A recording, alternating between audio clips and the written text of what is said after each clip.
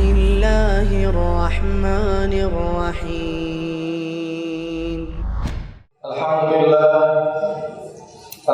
لله رب العالمين، وبه نستعين على أمور الدنيا والدين، والصلاة والسلام على أشرف الأنبياء والمرسلين وعلى آله وأصحابه ومن تبعهم بإحسان إلى يوم الدين.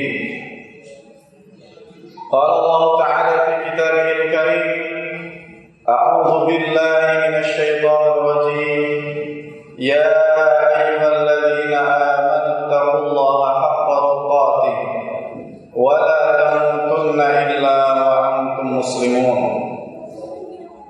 وقال: يا أيها الناس اعبدوا ربكم الذي خلقكم من نفس واحدة وخلق منها زوجها وبث منهما رجالا كثيرا ونساء واتقوا الله الذي تساءلون به والأرحام إن الله كان عليكم رقيبا.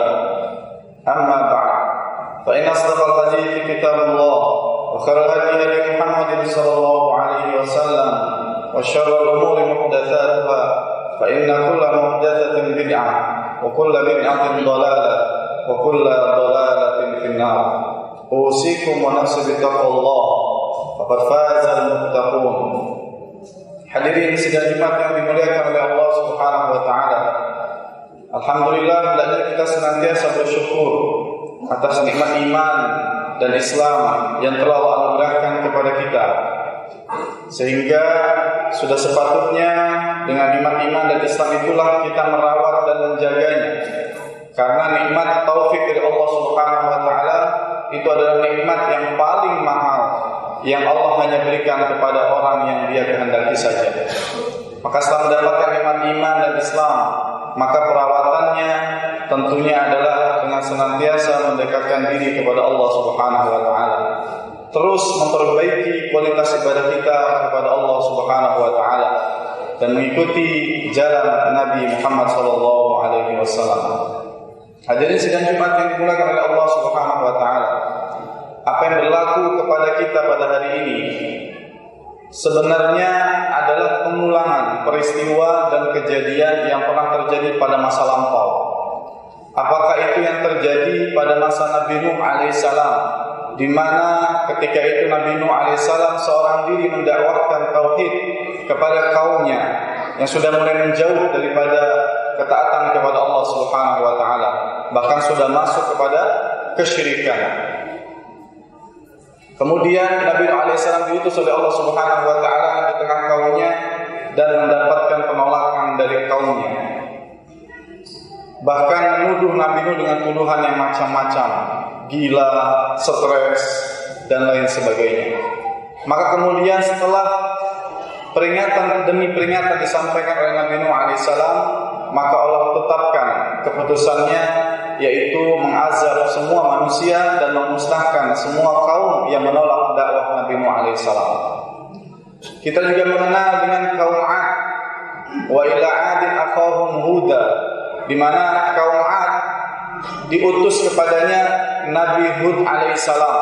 Sama dakwahnya adalah mendakwakan tauhid kepada Allah Subhanahu wa taala, yang dengannya para nabi diperintahkan oleh Allah Subhanahu wa taala untuk menjadikan manusia yang ada di hadapannya atau masyarakat atau kaum yang ada bersamanya ketika itu agar kembali menyembah Allah Subhanahu wa taala dan menafikan segala sesembahan-sesembahan selain Allah Subhanahu wa taala. Apakah bentuknya personal, individu, atau bahkan institusi, kaum, bangsa ataupun negara itu sendiri. Kemudian wa ila Thamud akhahum Salihah. Begitu juga Allah perintahkan kepada kaum Thamud, saudara mereka yaitu Saleh. Kaum Madian, Iram dan lain sebagainya adalah kaum-kaum di mana pada masa lampau kaum yang memiliki secara kemampuan saintifik, mereka memiliki pengetahuan yang luar biasa. Sebagaimana kita kenal dalam surat Al-Fajr, Allah Ta'ala berfirman, Irama dhatil imad alladhi lam yukhlaq mithluha fil bilad. wa thamud alladziina jabu sakhra bil wad wa fir'auna bil autad alladziina taghaw fil bilad. Dan Allah Subhanahu wa taala, lihatlah oleh kalian kaum 'ad, Iram hadatil imad, kaum Iram yang memiliki bangunan-bangunan yang tinggi, yang memiliki, yang dapat membangun bangunan yang luar biasa indah, cantik. Bahkan beberapa tahun yang lalu ditemukan ya satu istana di bawah tanah yang ternyata itu milik kaum yang terdahulu yang Allah azab karena sebab pengingkaran mereka kepada firman Allah Subhanahu wa taala. Kemudian Tsamud yang mampu membelah bukit dan kemudian dijadikan tempat tinggal, dijadikan istana-istana raja, dijadikan benteng-benteng yang kokoh. Dan juga Fir'aun luar biasa. Tapi semua didatangkan kepada mereka Nabi dan Rasul Allah Subhanahu wa taala dan menyampaikan dakwah tauhid kepada mereka dalam rangka menyelamatkan mereka dari kesempitan di dunia dan kemurkaan Allah di akhirat kelak.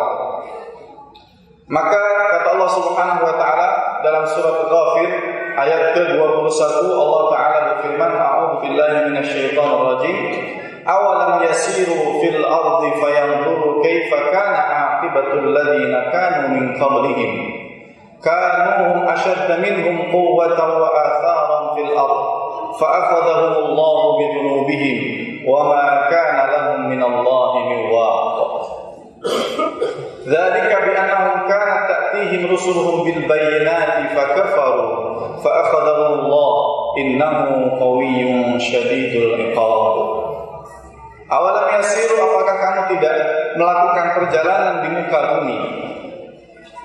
Fayanzuru kaifa kana aqibatul ladzina min qablihim, dan kemudian kamu dapat menyaksikan apa kesan-kesan atau bekas-bekas peninggalan umat-umat sebelum kalian. Kahum asyadda minhum quwwatan wa athar. Mereka umat-umat terdahulu, banyak di antara mereka kuwah, memiliki kekuatan yang luar biasa, wa atharan fil ard, dan pengaruh yang sangat besar di dunia ketika itu. Fa akhadhahumullahu bidzunubihim, tapi kemudian Allah mengazab mereka disebabkan kedurhakaan mereka kepada Allah Subhanahu wa taala. Wa ma kana lahum minallahi min waq, dan tidak ada bagi mereka pelindung selain Allah Subhanahu wa taala. Dzalika bi annahum kanat ta'tihim rusuluhum bil bayyinat. Apa penyebabnya? Kenapa Allah mengazab mereka? Sebabnya adalah karena Allah telah mendatangkan kepada mereka rasul-rasulnya, utusan-utusannya untuk menyampaikan risalah kebenaran, risalah ilahiyah, dan untuk kemudian diaplikasikan di tataran masyarakat dan kemudian dijadikan hukum dan undang-undang untuk mengatur kehidupan masyarakat. Fakafaru, tapi kemudian mereka mengingkarinya. Mereka kufur, menolak, berpaling dari dakwah para nabi dan rasul Allah Subhanahu wa taala. Fa akhadhahumullah, maka kemudian Allah mengazab mereka.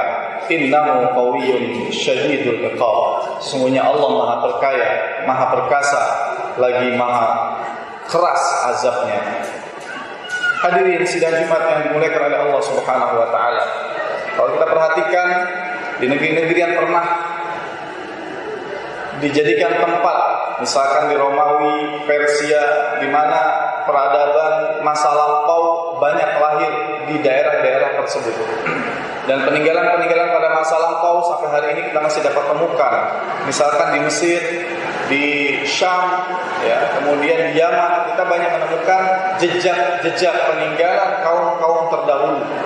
Bahkan kaum Sodom yang konon kaumnya Nabi Lut alaihi salam yang diazab Allah Subhanahu wa taala dengan hujan batu lagi membara disebabkan karena tingkah laku mereka yang di luar batas kemanusiaan, yaitu mencintai sesama sejenis, laki bermain dengan laki-laki, perempuan menyukai dengan perempuan. Setelah sampai dakwah kepada mereka, hujjah disampaikan kepada mereka, mereka menolaknya, bahkan mencelanya, maka Allah turunkan azab dan hinakan mereka di dunia. Dan hari ini ditemukan di mana tempat Sodom dulu dibinasakan, maka hari ini kita dapat mengetahui tempatnya. Hadirin ma'asyiral muslimin rahimakumullah, penyebab utama daripada kehancuran tersebut tidak lain dan tidak bukan adalah karena penentangan mereka terhadap dakwah Nabi dan Rasulullah Subhanahu wa taala. Sekali-kali diingatkan kepada kita, kanuhum asyadda minhum quwwah. Mereka itu orang-orang yang paling kuat. Maka di sini pada ayat selanjutnya Allah sedikit menceritakan tentang kisah fenomenal dan legend, di mana kisah ini adalah kisah yang paling banyak Allah Subhanahu wa taala ceritakan di dalam Al-Qur'an, yaitu kisah tentang Nabi Musa alaihissalam versus Fir'aun. Sebagaimana kita ketahui, Fir'aun adalah seorang penguasa yang sangat besar pengaruhnya dan sangat kuat tentaranya, militernya ketika itu. Sangat kokoh kerajaannya, terbentang dari barat sampai timur, selatan dan utara. Tentaranya ditakuti di mana-mana. Maka ayat tadi sebagai pembuka bahwasanya Allah menjelaskan kepada kita, di sana dulu ada pernah satu raja, satu penguasa yang hebat dengan bala tentara yang luar biasa, dengan banyaknya dana bantuan yang luar biasa, tapi kemudian Allah binasakan sebab penentangan mereka terhadap Musa alaihissalam. Allah Ta'ala berfirman, "Walaqad arsalna Musa biayatina wa sultanin mubin." Sungguh kami telah mengutus Musa dengan ayat-ayat kami wa sultanin mubin, dan kitab yang jelas keterangan isinya. Ila Fir'aun wa Haman wa Qarun faqalu sahirun kadzdzab. Nabi Musa diutus kepada Fir'aun, Haman, Qarun, tetapi mereka justru menuduh Musa sebagai tukang sihir lagi pendusta. Hadirin sidang Jumat yang dimuliakan Allah Subhanahu wa taala, Nabi Musa seorang diri tidak memiliki kekuatan, hanyalah kekuatan dari Allah Subhanahu wa taala. Artinya secara kasat mata, seorang Musa hari ini katakan seorang dai diperintahkan oleh Allah Subhanahu wa taala untuk menyampaikan dakwah ilallah. Di hadapan dia adalah penguasa dunia, karena Fir'aun ketika itu penguasa dunia. Ila Fir'aun wa Haman wa Qarun. Fir'aun adalah raja yang titahnya tidak boleh ditolak, karena kalau ditolak hukumannya mesti mati. Fir'aun yang bisa memerintahkan kepada Haman dan bala tentaranya bahwasannya bunuh setiap anak perempuan, setiap anak laki-laki, dan sisakan para perempuannya. Karena menurut informasi dari ahli sihirnya, dari dukun-dukunnya, kelak akan ada yang akan menggoncang singgasana Fir'aun, yang itu lahir dari Bani Israel. Makanya setiap kelahiran dari Bani Israel maka harus dihabisi. Lagi-lagi di situ makar Allah lebih berkuasa. Makar Allah lebih baik daripada makar yang bernama Fir'aun. Musa tetap lahir, Musa diselamatkan oleh Allah Subhanahu wa taala, bahkan difasilitasi oleh Raja Fir'aun itu sendiri. Kehidupan Musa difasilitasi oleh kerajaan. Butuh apa orang tuanya diberikan. Semua kebutuhan Musa sejak kecil sampai dia balik dipenuhi oleh kerajaan. Ini dari makar Allah Subhanahu wa taala. Bahkan sebagaimana kita ketahui bersama, kejamnya Fir'aun dan sombongnya Fir'aun sampai dia berani mengatakan, wa qala ana rabbukumul a'la. Saya adalah Rabb yang paling tinggi. Saya adalah yang menciptakan kamu semua. Saya bisa menghidupkan dan mematikan sekehendak hati saya. Wa Haman, dan Haman, menurut para ulama tafsir, Haman ini adalah sosok jenderal tertinggi. Yang lain mengatakan Haman ini adalah seorang tokoh ulama. Kalau kita gabungkan keduanya, maka seorang Haman ini adalah selain tokoh agama yang diikuti titahnya, sekaligus tokoh militer yang juga diikuti oleh para tentaranya. Jadi semua izin kemiliteran ada di tangan Haman. Wa Qarun, begitu juga Qarun. Nabi Musa alaihissalam dikirim kepada sepupunya Qarun, yaitu seorang laki-laki yang kayanya sudah tidak berseri hari ini kalau kita menyebutnya. Uangnya ada di mana-mana, bahkan kunci gudangnya saja harus diangkut oleh puluhan orang karena saking banyaknya gudang yang dia miliki. Tapi lagi-lagi kesombongannya membuat buta mata. Qala innama utituhu ala ilmin indi. Orang mengatakan sesungguhnya apa yang aku dapatkan hari ini itu adalah karena kehebatan yang aku miliki, karena skill yang aku dapatkan, karena ilmu, akal saya yang luar biasa, karena saya entrepreneur sejati, karena saya pengusaha yang hebat, karena seorang yang disiplin. Dia menafikan keberadaan Allah Subhanahu wa taala. Maka Nabi Musa alaihissalam diutus oleh Allah Subhanahu wa taala ila Fir'aun wa Haman wa Qarun. Logika manusia hari ini, siapa Musa menghadapi 3 kekuatan besar, yang 3 kekuatan ini bersatu padu untuk kemudian menghalangi dakwah Musa. Secara logika manusia nggak mungkin Musa bisa menang. Besok paling sudah dimatikan. Ingat ketika Rasulullah SAW bersedih atas intimidasi dan makar yang dilakukan oleh orang-orang Quraisy, Allah Subhanahu wa taala ingatkan, wa id yamkuru bikal ladzina kafaru liyuthbituka aw yaqtuluka aw yukhrijuk wa yamkurun wa yamkurullah wallahu khairul makirin. Ingatlah wahai Muhammad, ketika orang-orang musyrik itu berbuat makar kepada kamu, liyuthbituka, untuk memenjarakan kamu, au yaqtuluka, atau untuk membunuh kamu, au yukhrijuk, atau mengusir kamu dari tempat tinggal kamu, wa yamkurun, dan mereka sungguh senantiasa berbuat makar kepada hamba Allah, wa yamkurullah, tapi Allah memiliki makar, wallahu khairul makirin, dan Allah adalah sebaik-baik pembuat makar. Hadirin sidang Jumat yang dimuliakan oleh Allah Subhanahu wa taala. Disitulah kemudian menjadi peneguh hati bagi orang-orang beriman bahwasanya konsekuensi yang harus dihadapi oleh para nabi dan para rasul tidaklah mudah. Dan sesungguhnya para nabi dan rasul Allah Subhanahu wa taala la yurithul dinar wala dirham. Para nabi dan rasul itu tidak pernah mewarisi harta, tidak pernah mewarisi kekayaan, tidak pernah mewarisi kedudukan, tidak pernah mewarisi jabatan harta di dunia. Wa innama yurithul ilma. Sesungguhnya para nabi dan rasul Allah adalah mewarisi ilmu, mewarisi kitabullah, mewarisi risalah Islam.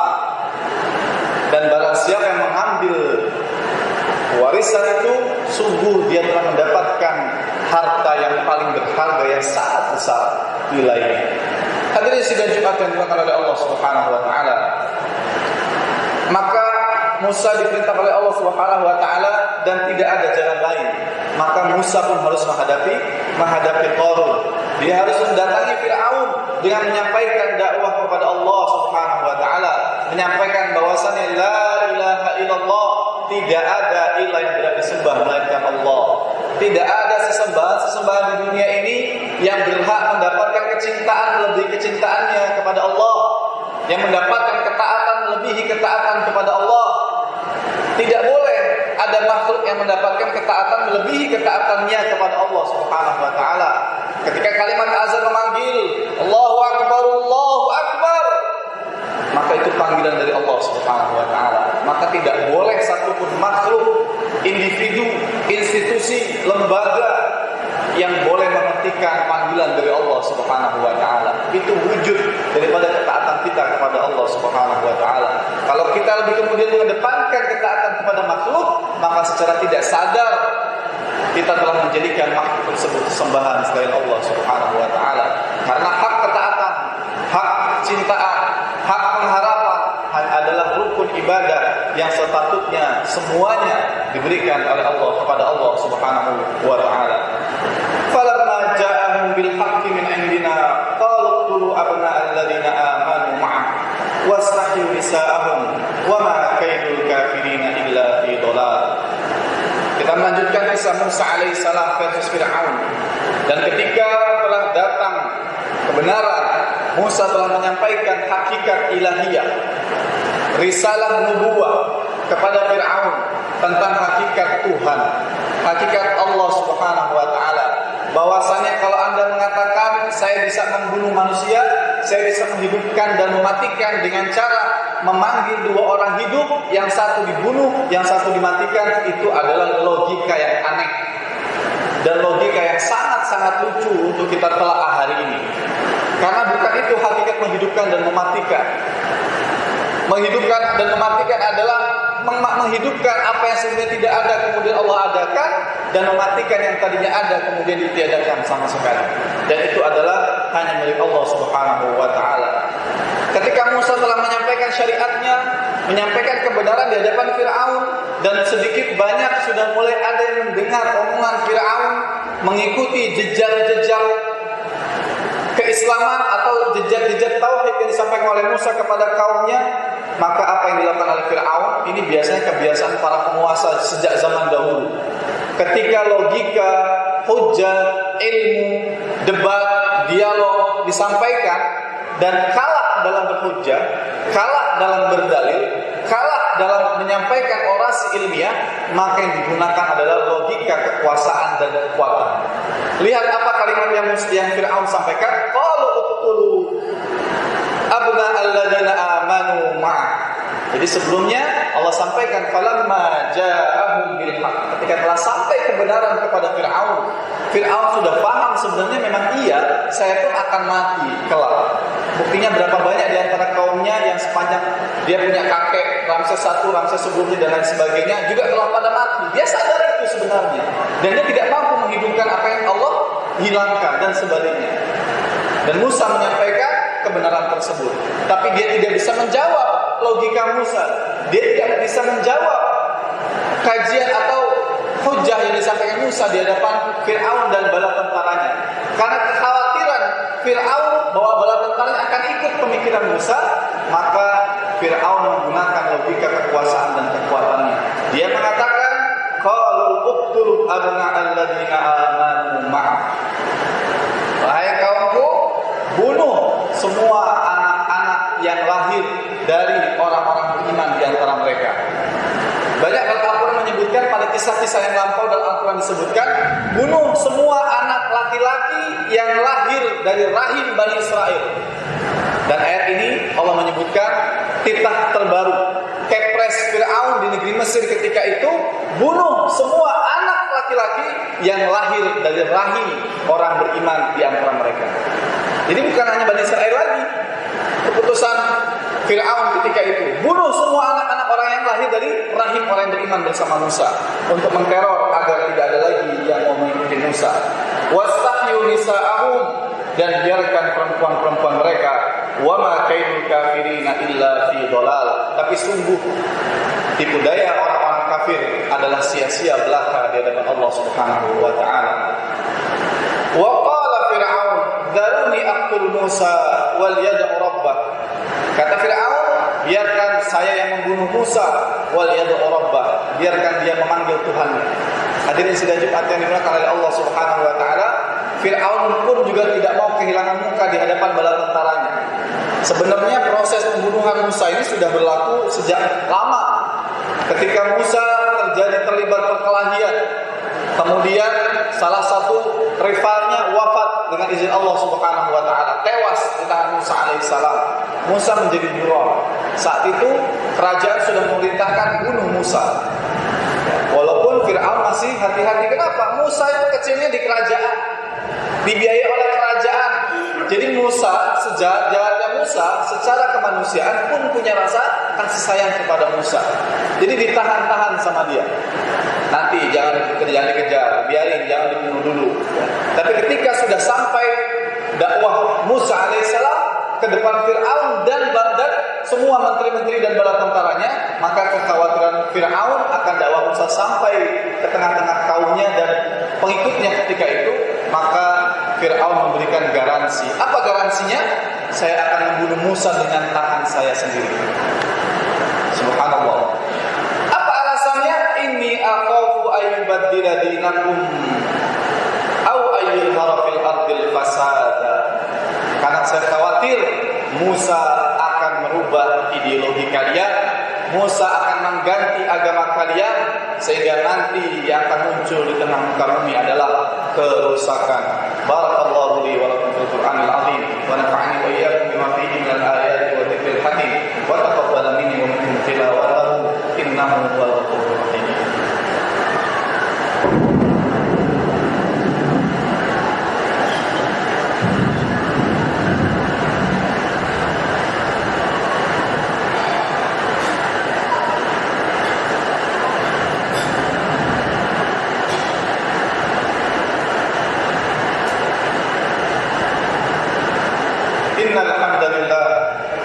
نحمده ونستعينه ونستغفره ونعوذ بالله من شرور أنفسنا وسيئات أعمالنا من يهد الله فلا مضل له ومن يضلل فلا هادي له أشهد أن لا إله إلا الله وحده لا شريك له وأشهد أن محمدا عبده ورسوله لا نبي بعد أما بعد. Hadirin sidang Jumat yang dimuliakan oleh Allah Subhanahu wa taala. Melanjutkan dari khutbah yang pertama, pada menyampaikan firman Allah Subhanahu wa taala tentang alasan kenapa Firaun harus membunuh Musa. Padahal apa yang disampaikan Musa adalah perkara yang benar. Kenapa tidak kemudian dirawat? Kenapa tidak kemudian apa yang disampaikan Musa dilokalisir? Karena saat dakwah Musa pertama kali yang diinginkan Musa adalah biarkan Bani Israel bersama saya untuk kemudian dia menjadi pengikut saya. Tapi tidak mungkin bagi Musa meminta kepada Firaun agar kaumnya Bani Israel pergi dari wilayah Mesir. Karena ketika itu kekuasaan Firaun seantero penjuru negeri, seluruh dunia di bawah kekuasaan Firaun. Maka logika Musa adalah kalau saya mengajak Bani Israel bersama saya untuk beriman kepada Allah Subhanahu wa taala, sedangkan di belakangnya ada kekuasaan yang kelak pasti akan menghalangi dakwah ini, maka sepatutnya saya mendakwahkan dakwah ini dulu kepada penguasa Firaun ketika itu. Hadirin sidang Jumat yang dimuliakan Allah Subhanahu wa taala, tapi yang diterima Musa adalah kebalikannya. Informasi yang benar kemudian dibalikkan oleh Firaun. Kenapa? Karena Firaun ketika itu berkuasa. Karena Firaun memiliki semua perangkat yang dia inginkan untuk membalikkan yang benar menjadi batil, yang batil menjadi benar. Kurang apa Firaun? Dia sangat raja yang sangat kejam. Dia bisa memerintahkan Haman untuk membunuh tanpa mengotori tangannya. Dan dia bisa menyuruh membayar orang dengan meminta Qarun untuk membayarnya. Dan dia bisa memerintahkan ahli sihirnya untuk kemudian menyantet dan menghabisi Musa dan pengikutnya. Tapi subhanallah, memang Allah mengkehendaki agar Firaun turun langsung ke lapangan untuk mengejar Musa. Tapi apakah Musa binasa? Apa kemudian Musa mati dengan kebesaran Firaun? Tidak. Kenapa? Karena Musa berdoa kepada Allah Subhanahu wa taala sebagaimana Allah abadikan pada ayat selanjutnya, wa qala Musa inni uttu bi rabbi wa rabbikum min kulli mutakabbirin la yu'minu bi yaumil hisab. Musa mengatakan, sesungguhnya aku berlindung kepada Rabbku dan Rabb kalian semua, min kulli mutakabbir, dari setiap orang-orang yang sombong, la yu'minu bi yaumil hisab, yang tidak beriman akan hari perhitungan kelak nanti di akhirat. Hadirin sidang Jumat yang dimuliakan Allah Subhanahu wa taala, tidak ada lagi yang bisa dilakukan oleh Musa dan pengikutnya. Kenapa? Musa seorang diri dengan belasan pengikutnya, apa biasa bisa dilakukan menghadapi kemarahan Firaun? Tidak bisa apa-apa selain dia berlindung kepada Allah Subhanahu wa taala. Dia meminta bantuan kepada Allah Subhanahu wa taala. Yang terpenting syariat dan perintah Allah telah disampaikan. Musa telah menyampaikan titah Allah Subhanahu wa taala, sampaikan wahai Musa, sampaikan. Sebagai manusia dia takut. Dia sangat ketakutan ketika menghadapi Firaun. Tapi karena dia sudah diangkat sebagai nabi, perintahnya menyampaikan titah Allah Subhanahu wa taala, maka dia sampaikan. Selanjutnya apa? Selanjutnya serahkan kepada Allah Subhanahu wa taala. Biarkan Allah yang menyelesaikan urusannya. Sampai pada taraf di mana Musa alaihissalam menghadapi kotak laut mati, depannya laut, belakangnya tentara Firaun. Lagi-lagi pengikutnya diuji. Wahai Musa, lihat, gara-gara kamu kita pasti akan ditangkap dan dibunuh oleh Firaun dan bala tentaranya. Di depan sudah laut mati. Apa yang bisa kita lakukan? Hadirin sidang Jumat yang dimuliakan Allah Subhanahu wa taala, kalau pada hari ini atau pada masa lampau kita ditakdirkan hidup pada masa Musa, kita tidak tahu apakah kita menganggap Musa sebagai ahli sihir sebagaimana Firaun menganggap Musa sebagai ahli sihir. Apa kita akan menganggap Musa orang gila sebagaimana Firaun dan bala tentara menganggap Musa orang gila? Kenapa? Karena dia membawa kebenaran seorang diri. Hadirin sidang Jumat yang dimuliakan Allah Subhanahu wa taala, dan kisah ini akan senantiasa terus diputar oleh Allah Subhanahu wa taala. Terus akan diberikan oleh Allah Subhanahu wa taala peristiwa demi peristiwa di hadapan mata kita. Hanya kita mengambil pelajaran atau tidak. Maka tidak ada lagi yang saya lakukan oleh hamba Allah yang beriman, melainkan yang bergantung kepada Allah Subhanahu wa taala. Firaun dengan bala tentaranya binasa ditelan oleh lautan dan air bah yang luar biasa yang Allah perintahkan untuk menghabisi mereka dan menyelamatkan Musa beserta pengikutnya. Begitu juga nabi-nabi dan para rasul terdahulu, semua kaumnya dibinasakan oleh Allah Subhanahu wa taala, sedangkan para nabi dan rasul Allah dimuliakan dan diangkat derajatnya karena mereka hanya menjalankan syariat Allah, menyampaikan dakwah kepada Allah Subhanahu wa taala. Mau dibunuh, mau dipenjarakan, mau diusir, tidak peduli. Kenapa? Syariat Allah harus disampaikan, dakwah tauhid harus diperdengarkan di seantero bumi Allah Subhanahu wa taala. Banyak yang tidak suka, tentu banyak yang tidak suka. Wallahu mutimmu nurihi walau karihal musyrikun. Karena Allah pasti akan menyempurnakan cahaya tauhidnya walaupun banyak orang-orang musyrik tidak suka, walaupun banyak orang-orang kafir tidak suka. Tapi itu pilihan. Karena kita diperintahkan Allah Subhanahu wa taala, "Wa ma khalaqtul jinna wal insa illa liya'budun." Tidaklah Allah menciptakan kita semua kecuali dalam rangka beribadah kepada Allah Subhanahu wa taala, menjadikan satu-satunya zat yang diibadahi dan tidak selainnya. Demikian hadirin sudah dimaafkan oleh Allah Subhanahu wa taala yang dapat kita sampaikan pada kesempatan kali ini, semoga bermanfaat. Kita berdoa kepada Allah Subhanahu wa taala agar diberikan keteguhan hati di zaman yang penuh fitnah ini. Semoga Allah berikan kepada kita kelembutan hati, keteguhan dan keamanan serta keselamatan baik di dunia maupun di akhirat. Innallaha wa malaikatahu yusholluna 'alan nabi ya ayyuhalladzina amanu shallu 'alaihi wa sallimu taslima. Allahumma ighfir lil mu'minina wal mu'minat wal muslimina wal muslimat al ahya'i minhum wal amwat innaka samii'un qaribun mujibud da'wat wa yaqdir hajat. Allahumma ighfir lil mu'minina wal mu'minat wal muslimina wal muslimat wa aslih dhata bainihim wa alif baina qulubihim waj'al fi qulubihim al-iman wal hikmah wa thabbithhum 'ala millati Ibrahim hanifa wa ansurhum 'ala aduwwika wa 'aduwwihim. Allahumma zayyinna bi zinatil iman waj'alna hudatan muhtadin ghayra dhalin wa la mudallin sulaman li awliya'ik harban li a'da'ik nuhibbu bi hubika liman ahabbak wa nu'adi bi 'adawatika man khalafak. Rabbana ighfir lana dhunubana wa li ikhwanina alladhina sabaquna bil iman wa la taj'al fi qulubina ghillan lil ladzina amanu wa la taj'al fi qulubina ghillan lil ladzina amanu wa la taj'al fi qulubina ghillan lil ladzina amanu rabbana innaka antar ra'ufur rahim. Rabbana hab lana min azwajina wa dhurriyyatina qurrata a'yun waj'alna lil muttaqina imama. Rabbana zalamna anfusana wa illam taghfir lana wa tarhamna lanakunanna minal khasirin. Rabbana atina fid dunya hasanah wa fil akhirati hasanah wa qina adzabannar. Walhamdulillahi rabbil alamin. الحمد لله رب العالمين